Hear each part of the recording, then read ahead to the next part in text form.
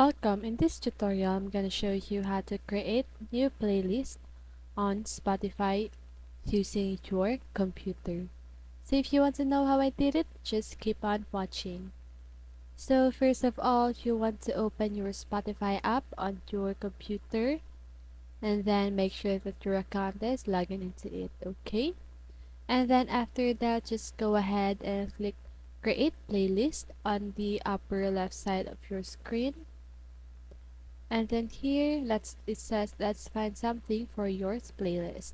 So let's just go ahead and search for any music that you want. So for example, um Nothing by Bruno Major.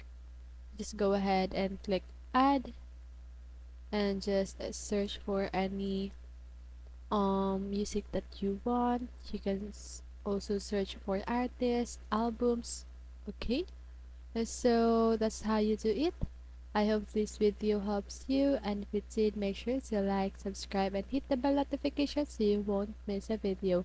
See you on the next one and have a great day.